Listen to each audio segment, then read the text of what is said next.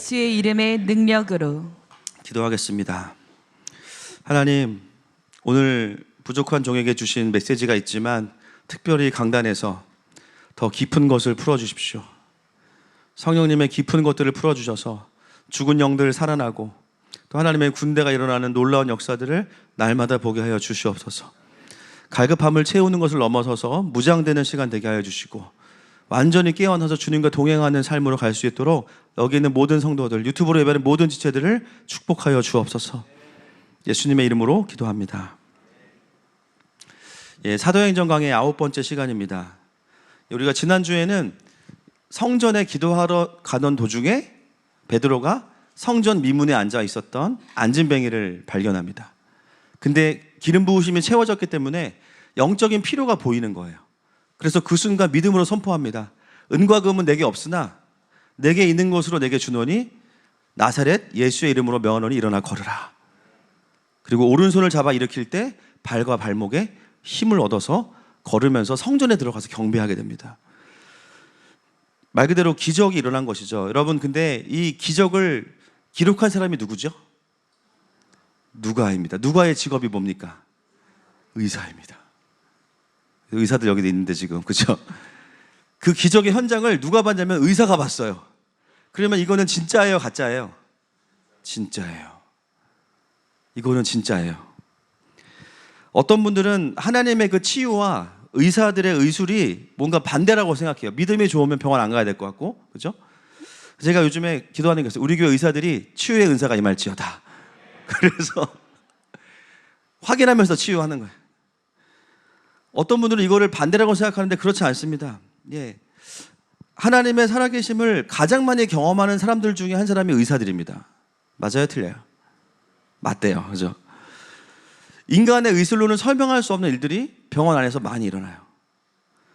안진뱅이가 일어난 사건, 그것도 나면서부터 안진뱅이는 소망이 없어요. 더 이상 걸어볼 만한 여지가 없어요. 한 번도 걸어본 적이 없어요.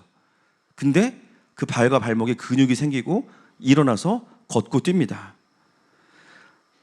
누가는 의사였지만 이것은 전적인 성령의 역사이고 복음의 능력이라는 것을 기록하고 있습니다. 그래서 의학적인 어떤 진단서나 어떤 체킹할 수 있는 메시지들을 굳이 기록할 필요가 없는 거예요. 그래서 사실은 이 안진뱅이가 일어난 사건은요, 그 자체로도 놀라운 것이지만 오늘 이것을 가지고 설교하는 베드로의 메시지가 이 표적에 대한 해석의 중요한 메시지가 되는 것이죠. 함께 보겠습니다. 3장 11절 12절 시작. 나은 사람이 베드로와 요한을 붙잡으니 모든 백성이 크게 놀라며 달려가 나아가 솔로몬의 행각이라 불리우는 행각에 모이거늘 베드로가 이것을 보고 백성에게 말하되 이스라엘 사람들아 이 일을 왜 놀랍게 여기느냐 우리 개인의 권능과 경건으로 이 사람을 걷게 한 것처럼 우리를 주목하느냐. 여러분, 그 베드로가요, 그 설교를 할 때에 그 발동이 걸리는 동기부여가 뭔지 아세요? 빡침입니다. 지난번에도 세술에 취하였도다. 그 말 듣고 열받아가지고 일어나가지고 복음 전했는데 3,000명 회심한 거예요. 할렐루야. 오늘도 지금 열받았어요. 왜냐하면 갑자기 사람들이 베드로한테 막 달려들어가지고 막 도와달라는 거예요. 그러니까는 베드로가 너무 열받은 거예요. 빡쳐서 오늘도 복음을 전합니다. 그래서 베드로가 뭐라 그러냐면 이 사람들아 왜 놀라느냐? 그 말에 우리가 놀라요. 여러분, 안진뱅이가 일어났는데 그럼 안 놀라면 그게 정상입니까, 여러분? 여러분 생각해 보세요. 우리 교회 본당에서 한 번도 걸어본 적이 없는 분이 오셔서 안수기도 했는데요, 갑자기 벌떡 일어나시더니 막 찬양을 해, 뛰면서. 안 놀래요? 그죠? 놀라는 거예요. 아마 유철성 선생님도 놀라실 거예요, 그 정도면. 놀라운 거예요. 근데 놀라운 건 뭐냐면 베드로가 왜 놀래냐고 화를 내는 게 더 놀라워요. 왜 베드로에게는 이것이 놀라운 일이 아닙니까? 베드로는 그것은 하나님이 하실 수 있다라고 진짜 믿었기 때문입니다. 여러분, 여기서 중요한 것을 알게 됩니다. 기름 부으심이 채워진다는 것은 동시에 뭐가 채워지는 거냐면요, 믿음이 채워지는 거예요. 여러분, 우리는 밥을 먹으면서 배가 부를 것을 의심하지 않아요. 맞습니까? 이렇게 먹다가는 배가 부를 뿐만 아니라 터지겠구나. 그거는 놀랄 일이 아니고 이미 예견된 겁니다. 여러분, 하나님의 어떤 기름 부으심을 받아서 하나님의 역사를 일으키는 사람들의 특징은 뭐냐면 그 쓰임 받는 순간에 의심이 없어요. 아, 이거 된다, 그냥. 이미 베드로는요, 그 기름 부심이 채워져서 안진뱅이를 보자마자 어떤 감동이 왔겠어요? 하나님이 오늘 이 사람을 일으키시겠구나. 선포한 거예요. 그러니까 자기가 일으켰는데 자기가 한 건 아니지만 사람들이 놀라는 걸 보면서 이거는 당연한 거야. 하나님은 하실 수 있어. 왜 놀랐느냐? 그리고 또 한 가지는 뭐냐면 왜 우리를 주목하느냐입니다. 여러분, 왜 우리를 주목하느냐? 어떤 메시지냐면요, 베드로가 안진뱅이를 일으킨 순간 사람들은 베드로가 메시아인가? 라는 뉘앙스를 가지고 붙잡았어요. 나은 사람이 붙잡았다고 나옵니다. 근데 유대인들은 왜 이렇게 표적의 마음을 많이 빼앗기냐면 고린도전서 1장 22절 말씀 보겠습니다. 시작. 유대인은 표적을 구하고 헬라인은 지혜를 찾으나. 유대인은 표적을 구하고 헬라인은 지혜를 찾습니다. 유대인들은 표적을 구해요. 왜냐하면 구약의 예언 가운데 메시아를 예언하면서 표적들을 이야기했기 때문입니다. 표적은 기적이 아니죠. 미라클이 아니고 사인입니다. 가리키는 거예요. 이 기적이 누구로부터 왔는지를 가리키는 게 표적이에요. 그래서 헬라인은 지혜를 찾아요. 그래서 헬라는 뭐가 발달했냐면 철학이 발달했습니다. 헬라인들을 전도하려면 변증을 해야 돼요. 유대인들을 전도하려면 기적을 일으켜야 돼요. 그게 유대인들 안에 있었던 메시아에 대한 갈망의 포인트였습니다. 그래서 유대인들이 표적을 좋아한다는 것은 결국 메시아와 연결되어 있는 건데요, 베드로는 그 부분이 되게 열받은 거예요. 아니 여러분, 베드로가 지금 한 번 안진뱅이를 일으켰거든요. 그런데 며칠 전까지 누가 계셨어요? 누가 사역하셨어요? 예수님이 사역하셨어요. 여러분, 예수님 어떠셨습니까? 물을 포도주가 되게 하고, 할렐루야. 안진뱅이 일으키고 눈먼 자 눈뜨게 하고 귀신을 쫓아내고 사람들을 자유케 하고 죽은 자를 살리셨어요. 그때는 와 하다가 예수님을 결국 십자가에 못 박아 놓고는 또다시 베드로의 기적을 보면서 와 달려드는 그 사람들을 보면서 이들이 지금 경험하는 것은 표적이 아니고 그냥 기적인 거예요. 그래서 베드로가 열받은 겁니다. 아니 지금 이거 가지고 이렇게 놀래면서 예수님 계실 때 너희들 뭐 했냐? 왜 예수님을 십자가에 못 박았냐? 열받아서 오늘 설교가 시작이 되는 거죠. 여러분, 유대인들은 표적을 구한다고 했지만 실질적으로 표적이 일어났을 때 예수님을 믿지 않았습니다. 아무리 자기 눈앞에서 기적이 일어나도요, 그때뿐이에요. 표적이 아니고 그냥 기적인 거예요. 예수님 믿지 않아요. 오히려 예수님을 죽였어요. 여러분, 사실 베드로가 안진뱅이를 일으켰을 때 뭐 여러분 그러시지 않겠지만 어떤 생각들을 하실까요? 여러분들은 여러분 기도해서 안진뱅이가 일어났어요. 유튜버가 되겠죠. 해외 집회 잡겠죠. 귀신 나와! 이거 하겠죠. 막. 야, 드디어 나도 이제 떴구나. 와, 나도 이제 다녀보자. 그러면서 막 이제 막. 근데 베드로가 진짜 이건 겸손함이 아니고 화가 난 거예요. 화가 난 거예요. 아니 예수님 계실 때 너네 뭐하고 이제 와서 나한테 이렇게 반하고 열광하냐. 결국은 베드로에게 환호하는 이들도 조금 시간이 지나면 예수님에게 등을 돌렸던 것처럼 베드로에게도 그럴 것이라는 확신이 베드로에게 있었습니다. 유대인들은 말로는 표적을 구한다고 하지만 실제로는 그냥 기적을 원할 뿐이에요. 예수님께서 만드신 오병이어의 빵을 먹었던 사람도 있었을 겁니다. 그러나 그들이 예수님을 십자가에 못 박았어요. 심지어 빌라도가 놓아주겠다고 했는데 싫다 그랬어요. 예수님을 부정한 거예요. 그죠? 사도행전 3장 13절 보겠습니다. 시작. 아브라함과 이삭과 야곱의 하나님 곧 우리 조상의 하나님이 그의 종 예수를 영화롭게 하셨느니라. 너희가 그를 넘겨주고 빌라도가 놓아주기로 결의한 것을 너희가 그 앞에서 거부하였으니. 그 모든 표적과 은혜는 다 자기들이 받아놓고서 사역은 다 받아놓고 철저하게 예수님 죽였습니다.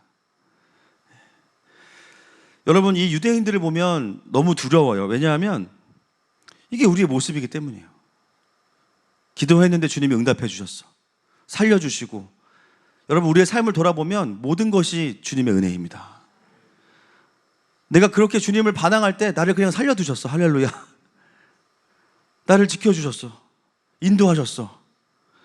모든 게 표적인데요, 우리의 마음이 어떨 때가 있냐면 그 하나님의 일하심을 보고도 기도 응답이 된 건 감사하지만 여전히 예수님을 온전히 신뢰하지 않는 거예요. 유대인의 그것과 우리의 그것이 같아요. 은혜로 살고 있으면서도 예수님을 온전히 신뢰해야 되는 영역에서는 예수님을 신뢰하지 않는 거예요. 응답은 응답대로 받고 은혜는 은혜대로 받는데 실제로 예수님을 온전히 신뢰하고 따르지 않아요. 그래서 어떻게 되냐? 내가 안 믿겨지면, 내가 보고 싶지 않으면 예수님을 부정합니다. 그래서 예수님 대신에 살인자를 놓아주는 것을 더 원해요. 여러분, 우리 인생에 하나님께서 일하시지 않는 게 아닙니다. 그죠? 주변이 온통 은혜고 기적인데 우리가 무엇만 보냐면 인간의 부족함과 이 땅의 죄악만 봐요. 여러분, 이 땅에 죄악이 가득하기 때문에 하나님을 찾아야 됩니다. 그게 신앙생활이잖아요. 인간 묵상해봤자 죄밖에 안 나와요. 그렇죠? 그걸 보면서 왜 이렇게 악하냐? 물론 그게 보여요. 그러나 신앙생활은 뭐냐? 그렇기 때문에 주님 어서 오시옵소서. 주님 다스려 주세요. 그래서 복음이 필요합니다. 그게 신앙생활 아닙니까? 하나님의 은혜로 살아가면서도 여전히 땅의 것만을 묵상한다면 우리는 이 유대인들과 크게 다르지 않은 거예요. 신앙이 있다고 하면서 실제로는 내 삶의 기반이 예수님에 대한 신뢰 위에 세워져 있지 않는다면 이 유대인들과 다르지 않은 것이죠. 그런 마음을 가지고 있으면 아무리 놀라운 기적이 일어나도 그때뿐입니다. 그때뿐이에요. 그래서 베드로는 안진뱅이가 일어난 기적 앞에서 환호하는 자들을 보면서 아무런 기대가 없는 거예요. 이들은 지금 잠시 반응하는 거야. 그리고 뭐라고 이야기하냐면 17절 보겠습니다. 시작. 형제들아, 너희가 알지 못하여서 그리하였으며 너희 관리들도 그리한 줄 아노라. 그들의 문제는 알지 못함입니다. 무지함이에요. 무지함. 예수님을 죽이면서도 자신들이 무슨 짓을 하고 있는지 몰라요. 알아봐야 될 예수님은 배척하고 그 제자였던 베드로에게는 열광하고. 우리가 금요일날 그 교수님도 오셔서 해주셨던 말씀 중에 기억에 남는 게요, 복음은 이데올로기가 아닙니다. 맞습니까? 이데올로기의 특징이 뭔지를 말씀해 주셨어요. 교수님께서, 안양대 교수님께서. 사람에 의해서 사람이 우상화되는 게 이데올로기래요. 네. 교회도 이데올로기 될 수가 있어요. 목회자를 추앙한다거나, 그렇죠? 얼마든지 그렇게 될 수 있습니다. 사람들이 예수님은 배척하고 베드로는 추앙해. 영적인 무지와 왜곡입니다. 그래서 오늘 저희들은 이 유대인들 안에 있었던 그 영적인 무지함의 근원이 무엇인지를 좀 깊이 있게 들여다보려고 합니다. 여러분, 유대인들이 그 표적에 열광했던 이유는요, 구약에는 이미 그런 표적에 대한 이야기가 많아요. 여러분, 구약에 기억나는 기적들 많이 있으시죠? 홍해가 갈라지고, 그렇죠? 그리고 10가지의 재앙으로 출애굽을 경험하고, 또 말도 안 되게 승산이 없는 전쟁에서 여리고성을 돌아서 여리고성이 무너지고, 해가 15도 뒤로 물러가고, 질병이 낫고, 수명이 연장되고, 수많은 역사들이 구약에 있어요. 그런데 중요한 건 뭐냐면 이 시대를 살아가는 유대인들에게는 그런 기적이 일어나지 않은 거예요. 자기들 선조들에게서는 수많은 하나님의 일하심의 이야기를 들었는데 정작 자기들의 인생에서는 그 어떤 기적도 찾아볼 수가 없어요. 그 오랜 암흑기가 지나고 누가 오셨냐면 예수님께서 오셨어요. 그 예수님께서 구약에 예언된 모든 기적을 다 일으키셨어요. 그마저도 이들은 잠시 반응하지만 곧 부정하고 잊어버립니다.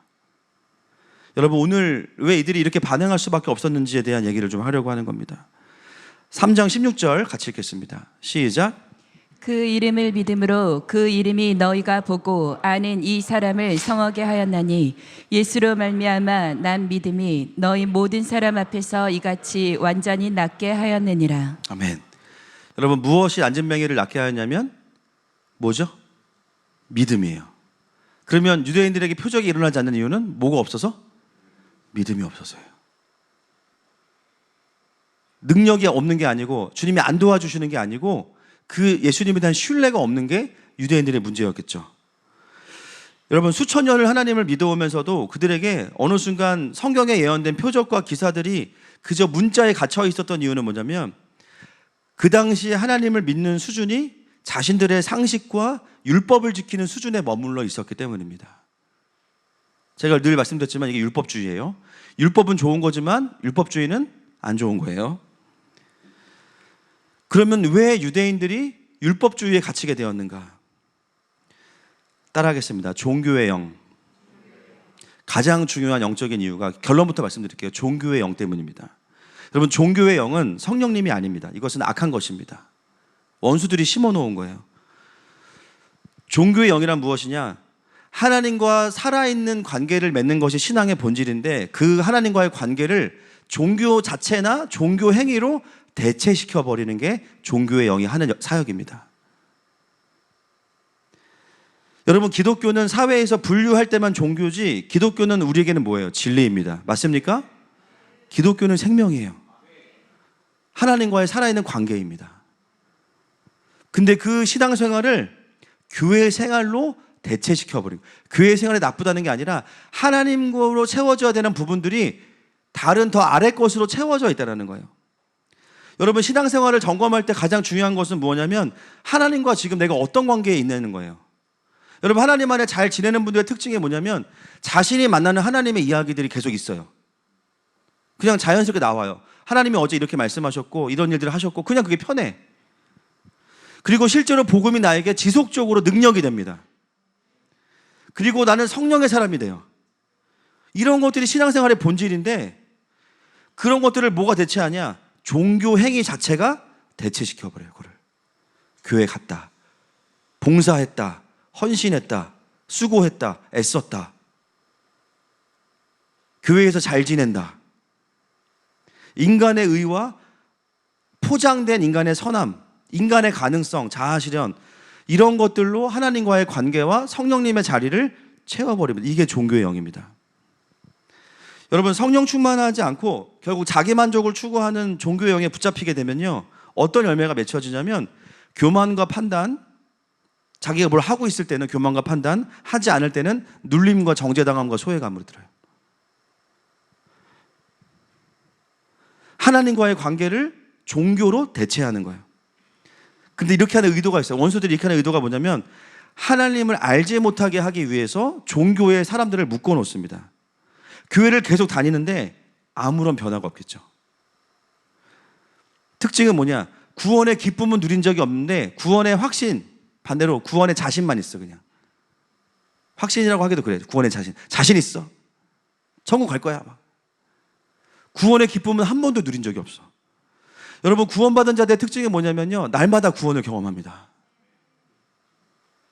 사망 권세가 올 때마다 생명 권세가 일어나서 이겨버려요. 그 삶이 모아져서 구원을 이루어가면서 마지막 구원으로 가는 거죠. 결론적으로 종교의 영은 우리를 하나님과 더 깊은 관계로 가지 못하도록 혼과 육에 묶어두는 거예요. 딱. 교회 생활은 되지만 신앙 생활은 안 됩니다. 그래서 이런 경우의 특징이 뭐냐면요, 영적인 것으로 딱 오잖아요. 그러면 튕겨냅니다. 자, 고린도서 2장 14절 말씀 보겠습니다. 시작. 육에 속한 사람은 하나님의 성령의 일들을 받지 아니하나니 이는 그것들을 그에게 어리석게 보이며 또 그는 그것들을 알 수 없나니 그러한 일은 영적으로 분별되기 때문이라. 아멘. 육에 속한 사람은요, 같이 잘 가요. 근데 마지막에 제일 중요한 영적인 부분이 딱 들어왔을 때 받아들이는 게 아니라 받지 않아요. 반사. 왜냐하면 그들에게는 그것이 어리석게 보인다. 어리석게 보이고 알 수도 없대요.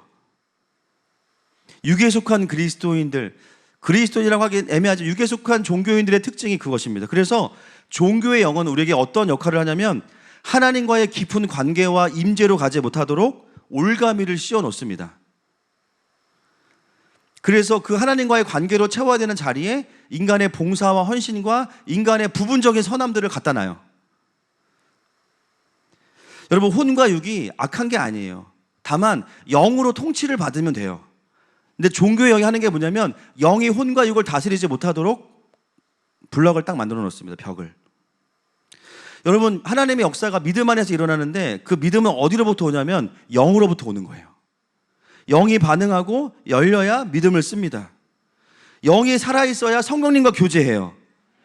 종교의 영은 뭐냐면 교회 생활 다 해. 그런데 그 부분만 하지 마. 거기서 딱 걸려. 진짜 믿음을 써서 하나님의 역사를 이루고 하나님께서 맡기신 일을 성취해 가려면 영을 써야 되는데요, 그 부분을 딱 막아놨어요. 여러분, 종교의 영에서 자유케 되지 못한 사람들이 교회의 지도자가 되거나 공동체의 리더가 되면 어떤 일이 벌어질까요? 믿음을 쓰지 않는 방향으로 공동체가 흘러가겠죠. 대신에 믿음보다 뭐가 더 중요해요? 상식, 윤리. 여러분, 그게 무가치하다는 게 아닙니다. 하나님 나라에 100%가 있다면 정말 30% 정도의 수준에서 신앙생활을 진행하게 만들어요. 성령님을 더 깊이 하는 방향으로, 깊이 만나는 방향으로 가지 않습니다. 여러분, 그게 가장 심했던 공동체가 놀랍게도 이스라엘 유대인들이었어요. 이 당시에. 그 이유가 있어요. 왜 종교의 영이 거기에 풀어졌는가? 여러분, 그 당시에 이 유대 공동체의 리더가 누구냐면 대제사장인데요. 대제사장들이 누가 대제사장들이 됐냐면 사두개인들입니다. 사두개인들. 사도행전 23장 8절 말씀 보겠습니다. 시작. 이는 사두개인은 부활도 없고 천사도 없고 영도 없다 하고 바리새인은 다 있다 함이라. 따라합시다. 없다 클럽. 없다 클럽이에요, 이분들은. 뭐가 없냐? 부활이 없고, 육신의 부활을 부정해요. 천사 없고. 천사 보려면 우리 교회 오면 있는데, 그죠? 네, 여러분들이 천사입니다. 영도 없다. 없대. 없다 클럽. 방언도 없고, 환상도 없고, 예언도 없고, 성경에 다 있는데 없대. 없다 클럽. 여러분, 예수님은 부활하셨습니다. 천사도 있습니다. 영은 당연히 있습니다. 그런데 그 당시에 종교 지도자들이 공공연하게 없다 클럽을 만들어버린 거예요. 왜냐하면 그 당시 사두개인들은요, 정치적인 기득권이거든요. 자신들의 자리를 지키기 위해서는요, 말씀을 왜곡시켜요. 트위스트.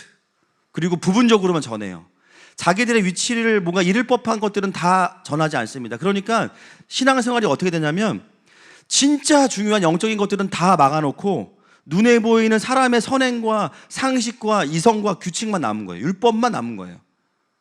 그 신앙생활을 하는데 하나님과의 친밀함이 있는 게 아니라 그냥 깨닫고 착하게 살자, 이거예요. 근데 여러분, 예수님께서 뭐라 그러셨어요? 외식하는 자들아, 그 진리가 안 사라진다니까요. 그 말씀이 사라지지가 않는 거예요. 영적인 지도자로부터 종교의 영들이 풀어지기 때문에 그랬던 거죠. 여러분, 사두개인이 누구의 후예인지 아십니까? 사독제사장입니다. 사독은요, 다윗을 도와서 함께 사역했던 사람이에요. 다윗은 누구예요? 강력한 임재가 있었고 예배 가운데 충만했던 사람이에요. 사독제사장은 그렇지 않았어요. 그러나 그 후예들은요, 완전히 반대로 갔어요. 다 없다는 거예요. 다윗과 무관한 자들이 리더가 됐어요. 자신들의 정치적인 입지를 지키기 위해서 말씀을 왜곡하고 모든 신앙을 상식과 윤리의 차원으로 다 다운그레이드 시켜버립니다.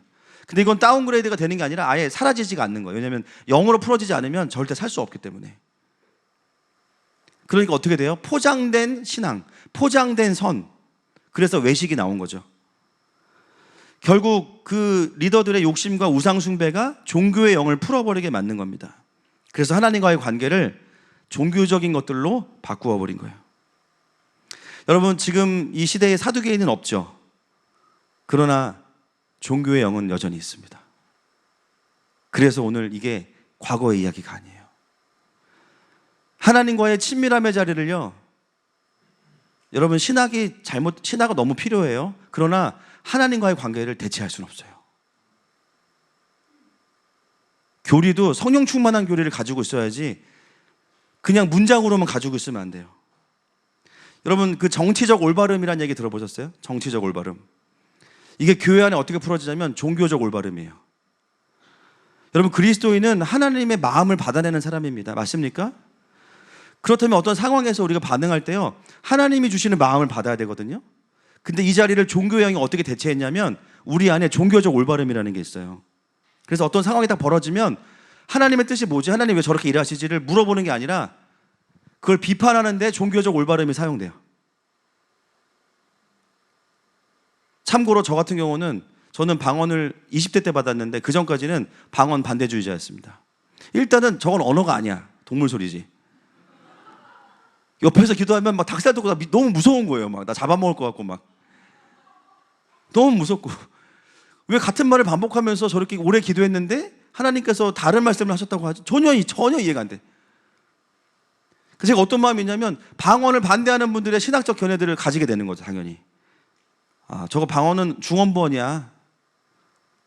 저거는 신비주의야. 여러분, 종교적 올바름이라는 게 말 자체는 틀린 말이 아닌데요.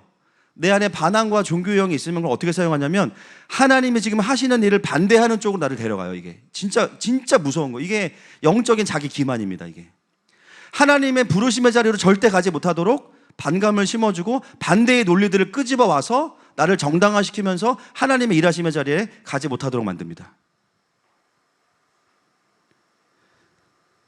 신학적인 명제들이 막 있어요. 어떤 상황이 되면 주님의 음성이 나오는 게 아니라 비판하는 데 그걸 사용해요.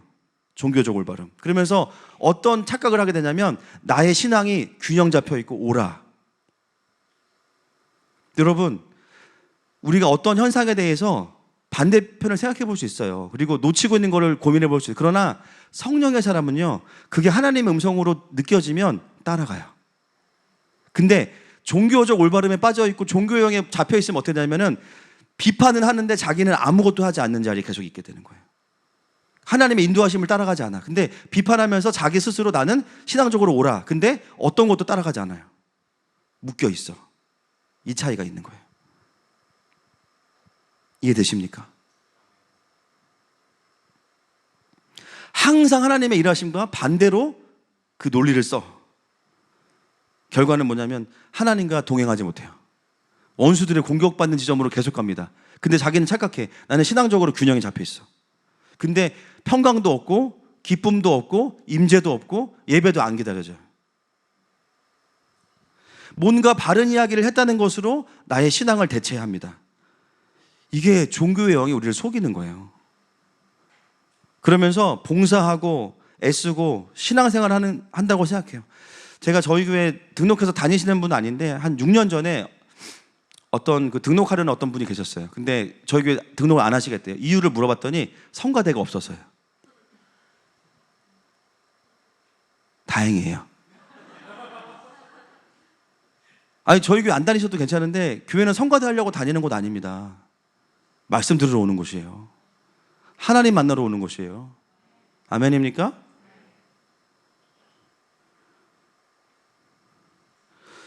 정말 옳은 이야기들을 계속하지만 성령님과의 친밀함도 없고 하나님을 깊이 의지하지도 않는 상태로 계속 신앙생활을 한다. 종교의 영에 붙잡히면요, 이게 심해지면 종교인 되는 겁니다. 예수님 믿는지 안 믿는지 확인할 길이 없는 거예요. 구원의 자신감으로 살아가는 거예요.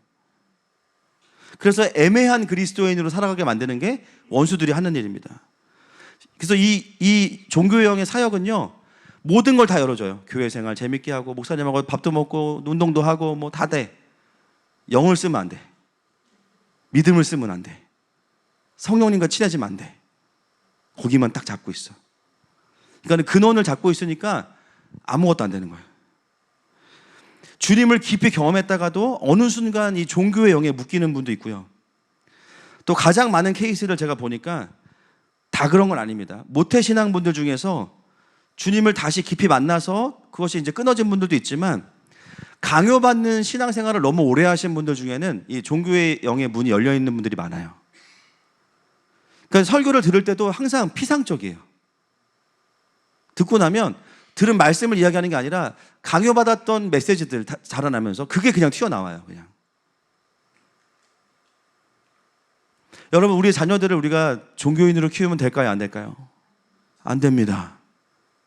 그러려면 강요하는 신앙이 아니고 함께 경험하는 신앙이 돼야 됩니다. 할렐루야. 배우자가 더 믿음이 좋아지기 위해서도 오늘 교회 안 오면 밥 안 줘. 이거보다는, 그죠?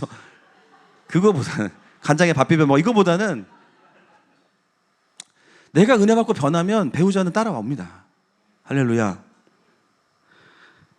결국은 성령의 사람이 되는 게 정말 중요한 키워드인데 종교의 영이 타겟하는 건 뭐냐면 다 오픈해 주지만 성령의 사람만 되지 마. 그래서 종교의 영인 거예요. 성령님을 대적하는 종교의 영인 겁니다.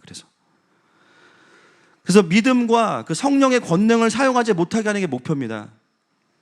여러분, 사도행전 1장 8절에 뭐라 그랬냐면 오직 성령이 너에게 임하시면 뭐를 받고? 권능을 받고. 마지막 때의 교회에 주어지는 영광은 뭐냐면 영혼들을 자유케 하기 위해서는 반드시 파워, 권능이 필요해요. 그는 누르는 어떤 압제하는 힘이 아니라 사망 권세에 묶인 자들을 자유케 하는 그리스도의 권능이에요. 성령께서 오시면 예수의 이름의 능력을 사용하게 하시는 거예요. 근데 종교의 영이 한 일이 뭐냐면 사람들을 구원해야 되는 그 사역의 모든 성령의 권능이 필요한 자리에 전부 다 그걸 섬김으로 바꿔놨어요. 섬김으로. 여러분, 섬김이 안 필요하다는 게 아닙니다. 섬김을 통해서 마음이 열리고 따뜻해져요. 그러나 정말 죄로부터 한 영혼을 구원해내기 위해서는 강력한 권세로, 철저한 권세로 죄의 사슬을 끊어내야 되는데 종교의 영이 못하게 하는 게 뭐냐면 그걸 못하게 하는 거예요. 이미 마지막 때의 교회는요, 파워, 성령의 권능으로 사역하도록 세팅이 됐고 그렇게 출발된 게 초대교회입니다. 지금 와서 그런 교회가 필요하다는 게 원래 그게 교회였어요. 근데 그 모든 거를 종교의 영이 사람의 차원으로 다 바꿔놨어요. 그냥 아무리 섬겨도 오래 섬기지만 결국은 그 사망 권세가 끊어지지 않으면 데리고 올 수 없는 거예요.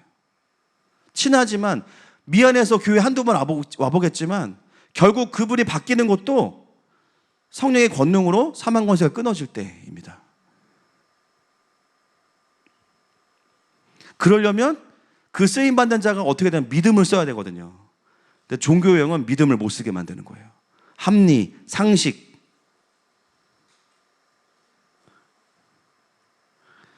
그래서 교회들 안에 이 마지막 때 가장 강력한 싸움이 뭐냐면 고아의 영과 종교의 영을 끊어내야 됩니다. 이게 제일 중요합니다.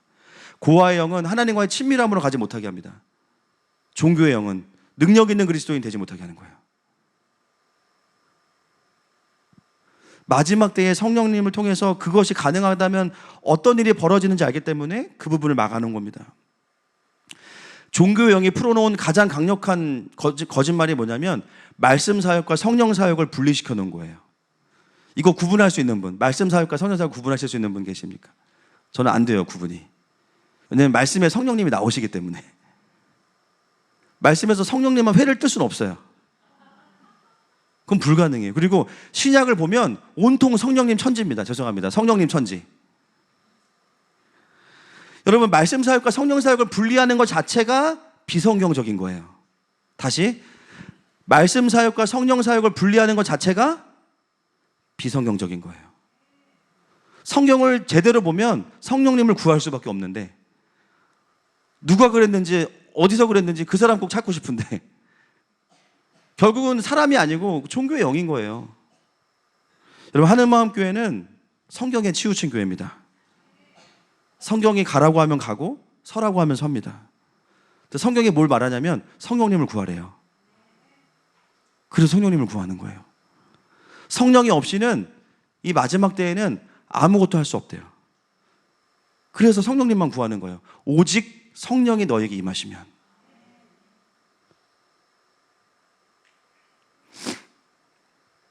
한 그리스도인이 성령께 사로잡힐 때 어떤 일이 일어나는지를 원수들이 알고요. 한 교회가 기름 부으심이 채워지면 어떤 일이 일어나는지를 원수들이 더 잘 압니다. 그래서 하나님의 사람들을 보면 오랜 동안 침체 가운데 묶어놔요. 이 사람의 리더십이 풀어지면 어떻게 될지 아니까 하나님에 대한 왜곡을 심어놓고 서운한 마음과 상처들에 묶어놔요. 못 일어나게 만듭니다. 그게 원수들이 하는 일이에요. 저희가 금요일 날 우리나라 교수님들 모셨는데 신학교 교수님들, 제 스승님도 오셨고, 사실 제가 미리 좀 말씀을 드리면 저는 그 책을 사실 안 읽어봤습니다. 그 책이 여러분 보시겠지만 읽고 싶은 느낌은 아니에요. 그냥 보는 순간 종교개혁이 일어나서 감사하다 이 정도지. 용도는 제가 봤을 때 읽는 것보다는 이제 뭐 강도가 들어왔거나 아니면 이제 거북목이신 분들은 제가 봤을 때 그 높이가 두께가 딱 맞거든요. 그래서 기도하고 배고 주무시면 이제 종교개혁이 일어날 줄로 믿습니다. 사실 책을 저는 못 읽어봤고 사실 쯔빙글리 잘 몰라요. 발음도 안 되잖아요 지금. 루터 편한데 쯔빙글리 잘 발음이 안 돼. 약간 뭔가 좀 마이너하고 느낌이. 근데 그날 알게 된 건 뭐냐면 종교개혁은 루터의 종교개혁은 이제 루터파 교회들의 어떤 아버지고 진짜 우리가 말하는 그 리폼드 처치는 쯔빙글리가 이제 아버지고 25년 뒤에 칼빈이 그 아들이었던 거예요. 근데 그 쯔빙글리가 말하는 종교개혁의 첫 번째가 충격이었어요.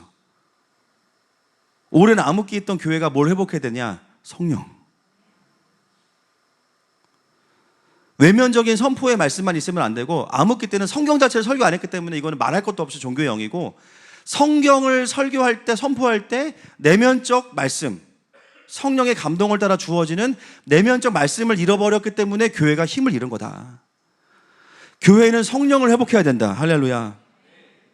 성령이 아니고서는 국가 변혁도 일어나지 않고 나도 변하지 않는다. 그래서 말씀하셨던 게 어떤 정치적인 걸 가지고 하나님 나라를 오게 할 수 없다는 거예요. 그 자체가 안 된다는 거예요. 성령이 아니고서는 안 된다는 거예요. 최근에 보면은 정말 이 종교의 영이 너무 활발하게 활동합니다. 성령의 임재를 모르고 그리스도인인데 성령님하고 전혀 안 친하고 사람의 도리와 교회의 도리만 이야기해요. 근데 중요한 거는 그게 틀렸다는 게 아니라 그거를 살 수가 없는 게 문제인 거예요. 그리고 그 삶을 살아낼 수 없는 게, 그 도리마저도 성령이 없으면 살아낼 수가 없어요. 근본적인 힘의 원천을 설명하지 않으면, 풀어내지 않으면 그냥 인간적인 차원에서 동의하고 끝나는 수준의 차원으로 예배가 끝나버립니다. 그리고는 성령을 설교하지 않으면서 계속 올바른 이야기만 하니까 사람들은 들을 때마다 스트레스 받는 거예요. 제가 어떤 분 얘기 들어보니까 저희 성도분 중에 이전에 어떤 교회에서 사랑하라는 설교를 계속 들으니까 열받더래. 사랑할 수 없고 사랑하기 싫은데 막 사랑하라는 말을 너무 폭력적으로 하는 거예요. 근데 그게 우리의 힘으로 안 되는 거예요, 원래. 오늘날 사실은 정말 저도 그렇지만 정말 목회자들이 돌아봐야 될 게 뭐냐면, 정말 성경을 설교한다면 성령님을 설교할 수밖에 없는데 하고 있나? 여러분, 왜 사람이 바뀌지 않아요? 목사님 제가 30년 교회 다녔는데 안 바뀌더라고요. 교회 필요 없어요. 복음 필요 없어요. 그게 아니고 본인이 성령에 사로잡히지 않은 게 문제인 거예요. 교회에서 나가서 죄 지으라고 이야기하겠습니까? 성경을 말하겠죠. 본인이 성령님을 몰라, 성령의 권능을 몰라, 죄를 어떻게 이기는지를 몰라. 그러니까 와서 청중으로 그냥 앉아 있는 거예요. 듣고 괜찮네. 그러다가 상처되면 또 교회 옮기고. 여러분, 교회 상처받으러 오세요? 은혜 받으러 오세요? 은혜 받으러 옵니다. 상처 주면 반사하시고 은혜는 흡수하시고. 말씀이 삶이 안 되는 것은 뭐냐면 성령을 따라 행하지 않기 때문인 겁니다. 그냥 아무리 성경을 봐도 그거밖에 답이 없어요. 근데 그 하나님 나라의 사역을 어떻게 풀어요? 사람의 말을 통해서 설득하고 계몽시켜서 인간의 의지로 살아가게 하려고 하니까 실패하고, 그게 율법주의예요. 되는 것 같은 사람들은 잠깐 되는 건데 그걸 가지고 교만해져서 다른 사람들 판단해. 나만큼 못 살지?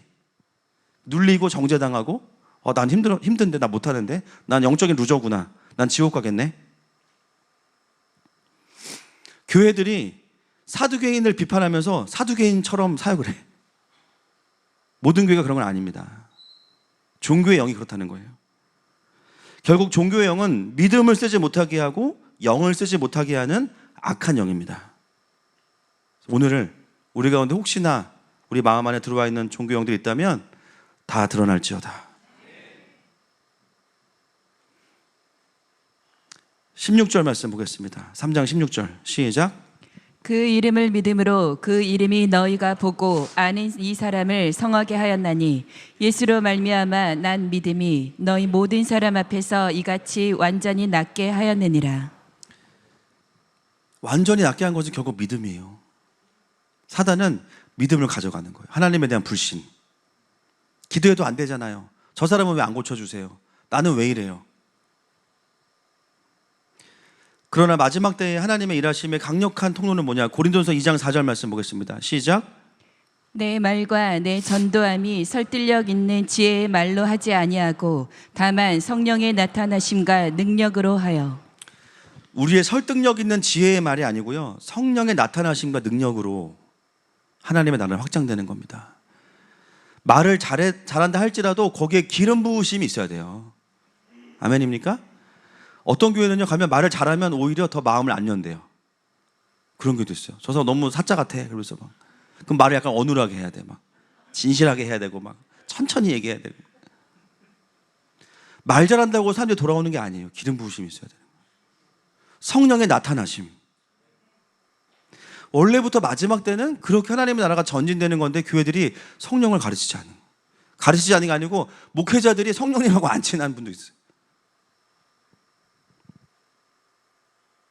성령님은 예수의 이름의 능력을 우리에게 적용하시고 그것을 권능으로 가져오시는 분이십니다.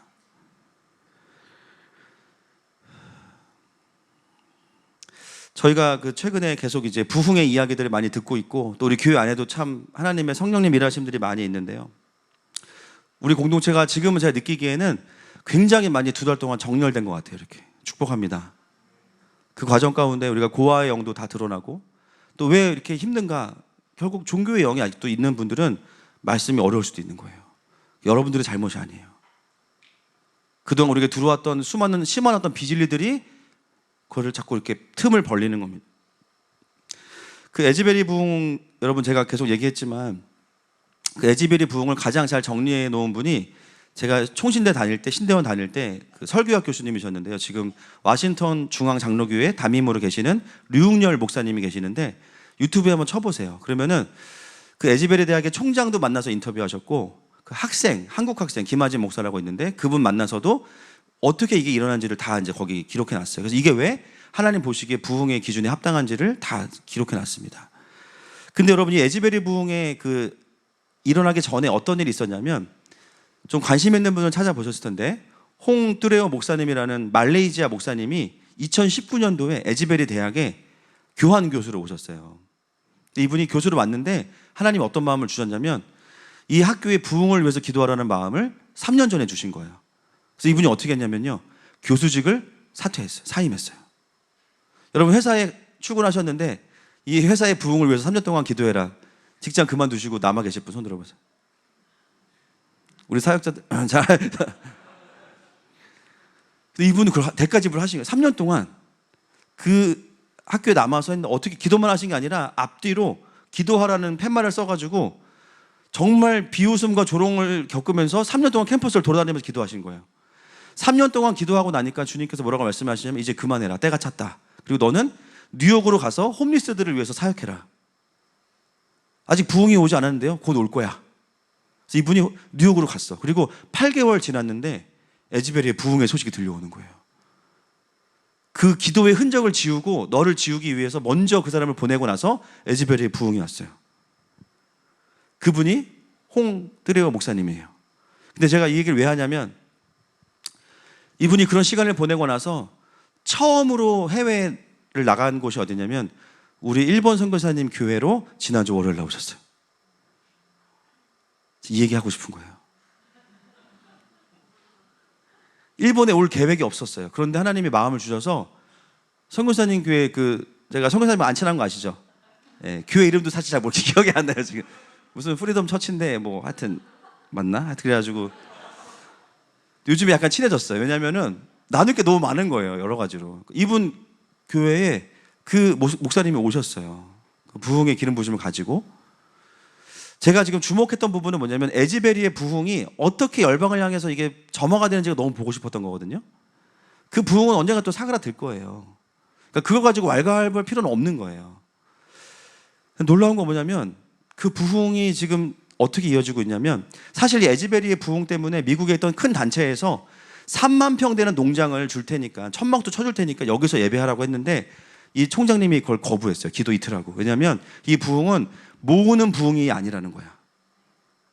미국을 축복할 뿐만 아니라 열방을 향해 퍼져나가야 되기 때문에 우리를 키우는 구조로 가지 않겠다는 거예요. 그래서 지금 어떤 일이 벌어지고 있냐면 여러분 그 황성주 박사님이라고 아세요? 어떻게 아시죠? 맞아요. 생식. 이룸 생식. 그렇죠? 황성주 박사님이라는 분이 목사님이시기도 하고 한국 선교사협회 부회장이시거든요. 이분이 최근이 언제인지는 모르겠지만 어떤 마음을 받으셨냐면 2033년까지 10억 명을 전도할 것에 대한 마음을 받으셨어요. 그래서 그 단체 이름이 빌리언 하비스트 무브먼트예요. 벌써 이제 다들 여러분 숫자가 중요한 게 아니라 이분이 왜 2033년이냐면은 예수님 승천하시고 2000년 되는 그 타임라인을 잡은 건데 이분에게 지금 어떤 일이 벌어지고 있냐면 전 세계를 다니면서 전 세계 영적인 리더들이 이분에게 다 연결되기 시작해요 지금. 근데 그 홍 목사님이 온 그날 황성주 박사님도 거기 같이 오셨어요. 우연히 한 자리에 모인 거예요. 그리고 또 어떤 일이 있냐면 어제 들은 얘기인데 필리핀의 보홀이라는 지역에서 3,000명이 한 번에 회심했는데 세례받으려고 선 줄이 1km예요 지금. 필리핀에서. 그 목사님도 그날 거기 다 왔어. 근데 동시에 다 어떤 마음으로 하냐면 올 생각이 없었어. 근데 주님 뭐라고 말씀하셨냐면 그 다음은 일본이다. 그래서 우리 안 친한 선교사님이 저에게 너무 흥분하셔가지고 전화하신 거예요. 그래서 어제 히즈웨이브 집회 들어갔는데 그거 계속 듣고 있었어. 더 감사한 거는 황성준 목사님 집이 분당이에요. 할렐루야. 여러분 생식도 드시고 성령도 받아야 됩니다. 뭐 10억 명 자체가 저는 그게 중요한 게 아니라 저는 뭘 보냐면 그냥 불이 이어지고 있어요. 그냥 불이 이어지고 있어요. 이게 중요한 거예요. 하나님의 부흥을 볼 때 가장 건강한 관점은 뭐냐면 멀리서 판단하는 게 아니고 뛰어드는 거예요. 일단 거기 뭐 누가 있든 내가 안 하면 되지. 누가 주님의 그 부흥을 막을 수 있겠습니까? 평가할 수 있겠어요? 하나님께서 하시면 들어가는 거예요. 19절 말씀 같이 읽겠습니다. 시작. 그러므로 너희가 회개하고 돌이켜 너희 죄 없이 함을 받으라. 이같이 하면 새롭게 되는 날이 주 앞으로부터 이를 것이요. 베드로가 이야기합니다. 회개하고 돌이키면 너희가 종교의 영으로부터 자유케 되면 새롭게 되는 날이 주 앞으로부터 이를 것이다. 오늘 우리를 향한 주님의 선포입니다. 언약입니다. 종교의 영으로부터 자유케 되라는 거예요. 그리고 나면 20절 말씀 시작. 또 주께서 너희를 위하여 예정하신 그리스도 곧 예수를 보내시리니. 여러분 예수님은 이미 오셨거든요. 근데 예수님을 다시 보내신대요. 성령을 보내신다는 거죠. 그리고 그들이 알고 있던, 우리에게 적용해 보면 내가 알고 있던 복음은 이 정도 수준이었던 거예요. 성경이 말하는 복음은 훨씬 더 풍성한 거예요. 다시 예수를 보내시는 거예요. 복음이 풍성해지는 겁니다.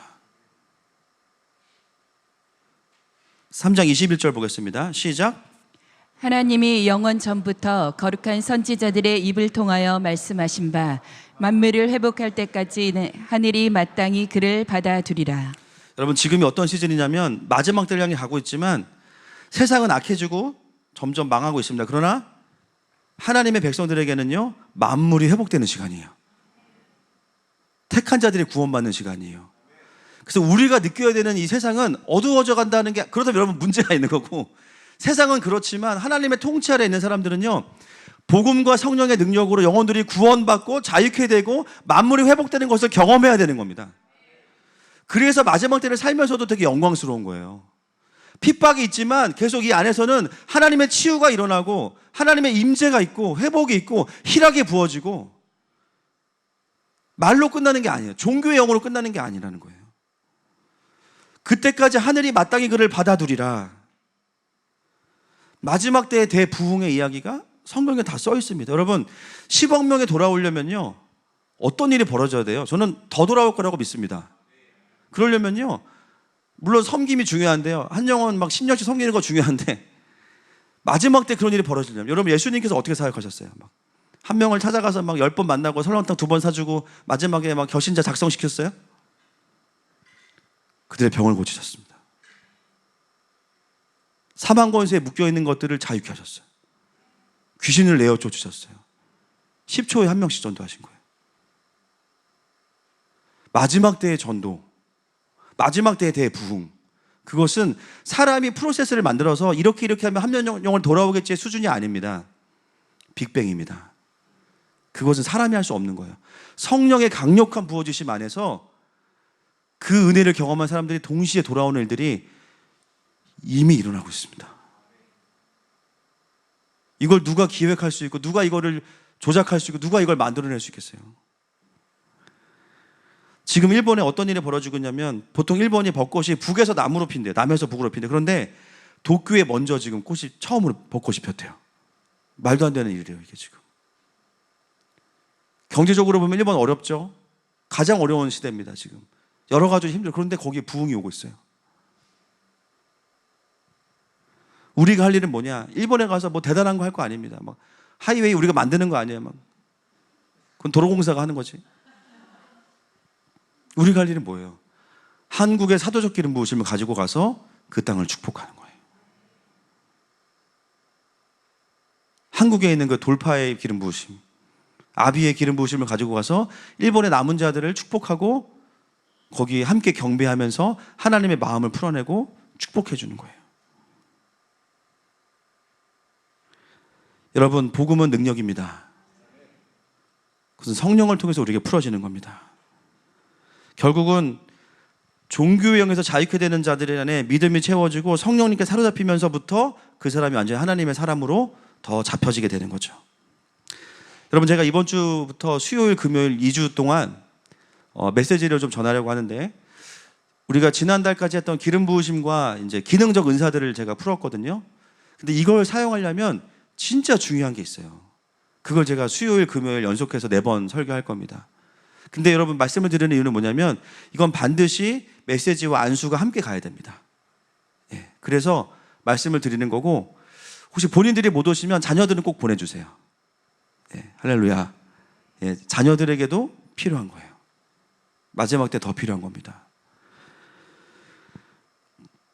저도 이번에 이제 말씀을 쭉 다시 보면서 하나님 저에게 도전하시는 게 뭐냐면, 저는 제가 되게 죄송해요, 영적인 사람인 줄 알았어요. 근데 아니었어요. 어떤 부분에서는 전혀 믿음을 쓰고 있지 않았어요. 특히 아픈 분들, 병원 가시면 되지. 그렇죠? 여러분, 병원 가세요. 그건 잘못된 게 아니잖아요. 그렇죠? 의사도 소명인데 당연한 겁니다. 근데 그런 차원이 아니라 하나님께서 마지막 때에 성령의 나타나심을 보여주시면서 사람들을 더 돌아오게 하시는 그 시즌에서 하나님께서 하실 일이 있다는 거예요. 병 났어, 이게 답이 아니라 예수의 이름에 능력이 있네. 대박.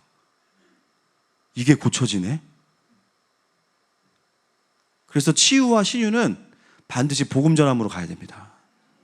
그리고요, 아무리 고쳐도요, 예수님 믿지 않고 또 가면 이전의 삶의 습관으로 돌아가면 악한 영들 또 잡아요. 그럼 또 거기 아파요. 결국은 마찬가지예요. 그러나 그 깊은 치유를 경험하고 그리스도 안으로 들어온 자들은 하나님의 구원을 경험하겠죠. 그래서 제가 요즘에 하나님께 좀 순종하는 게 뭐냐면, 저희 교회에서 그동안 그런 기도 안 했었어요. 몸이 아프신 분들 제가 막 계속 기도하고 이런 거 안 했거든요. 해야겠다. 그리고 이미 제가 한 2주 전부터 시작을 했는데 하나님께서 참 생각보다 많은 분들을 고치고 계세요. 예, 그저께 어떤 일이 있었냐면, 한 저희 교회 성도분이신데 제가 아직도 좀 염려되는 거는 이런 얘기를 하는 게 좋은지 나쁜지 모르겠지만 제가 일단은 이름은 밝히지 않고 그냥 케이스만 한 분 얘기하겠습니다. 기도하는데 이분이 골반이 틀어져 있는 제가 몰랐어요. 근데 여러분, 이 치유 기도는 저의 권세가 아니고 예수의 이름의 권세이기 때문에 해주세요가 아니고 명령이거든요. 기본적으로 될지어다 이렇게 하는 건데, 그분이 골반을 맞춰지라는 마음을 주셔서 골반이 맞춰질지어다 하는데 골반이 움직이시는 거예요. 본인이 움직이신 건 아닌 것 같아요. 그러면서 보니까 다리 길이가 안 맞아요. 왼발이 짧으시더라고요. 왼발한테 명령했어요. 길어지라고. 근데 제 눈앞에서 길어졌어요. 맞춰졌어요.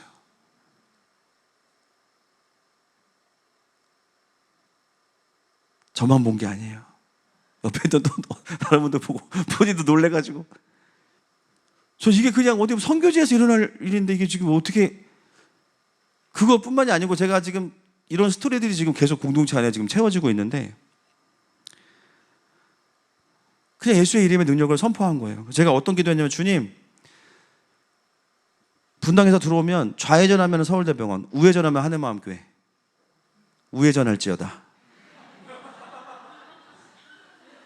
우회전했다가 가든지, 갔다가 뭐 확인하고 가든지, 아니면 우회전했다가 집으로 가든지. 제가 주님께 얘기해요. 주님, 이거 어차피 제가 가는 거 아니니까 다 보내주세요. 할렐루야. 성도 아니어도 괜찮아요. 아프신 분들이나 요즘 시대에는 정말 영적으로 묶인 분들 진짜 많거든요.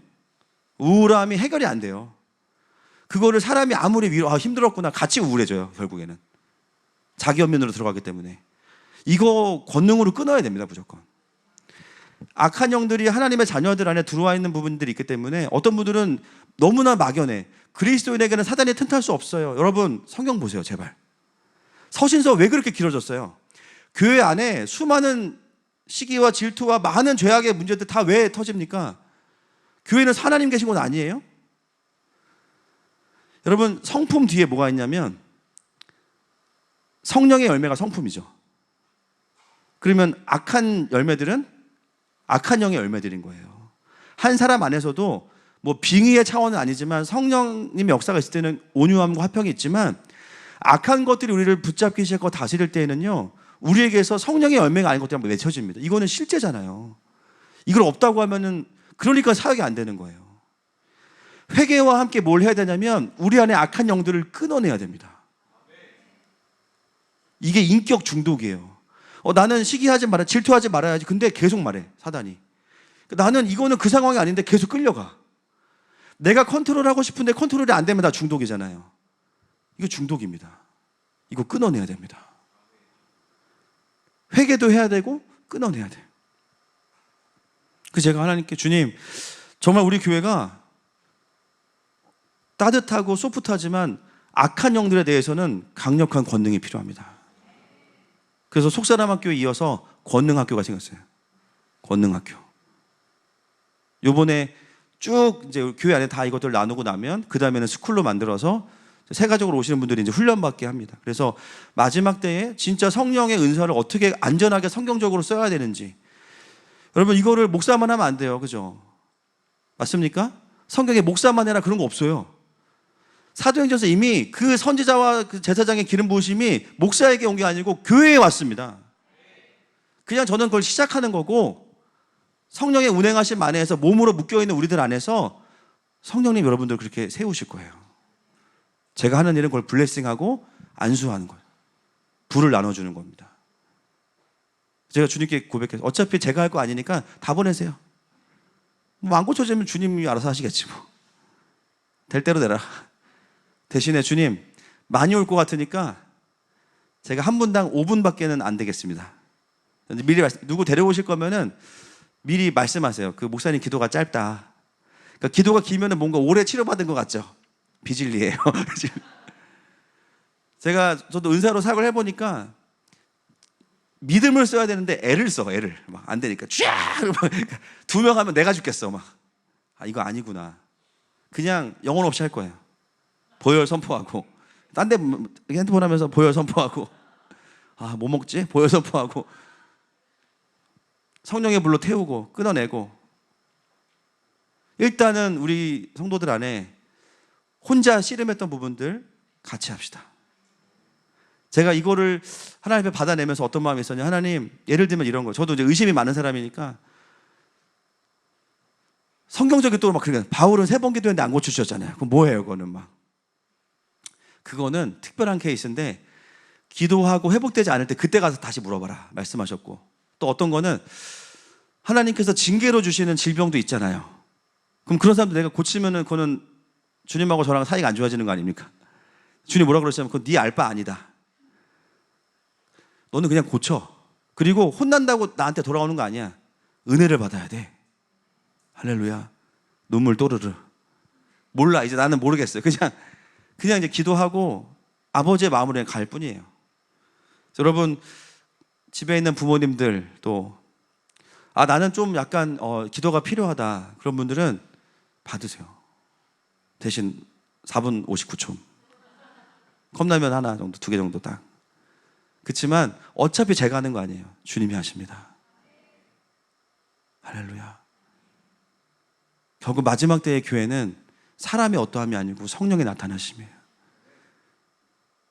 그래서 이제 그 메시지들을 어떻게 우리가 쓰든지에 대해서 수요일, 금요일 그리고 공동체 안에 풀어내고, 제가 그 기간 중에는 수요 예배를 마치고는 좀 루틴하게 아프신 분들을 위해서 기도하는 그 시간을 가지려고 합니다. 그래서 보니까 너무 이제 열린 곳에서 하면은 기도 받으시는 분도 좀 그러실 수 있을 것 같아요. 그래서 강사 대기실로 오시면 거기서 기도를 하도록 하겠습니다.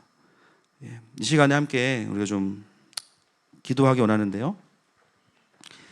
성령님께서 우리 공동체에 더 큰 은혜와 또 표적들을 주시기 원하세요. 그러려면 오늘 우리에게 깊은 영적인 수술이 또 필요해요. 그것은 종교의 영을 이제는 좀 보내야 됩니다. 그리고 그 묶임에서 좀 풀어져야 됩니다.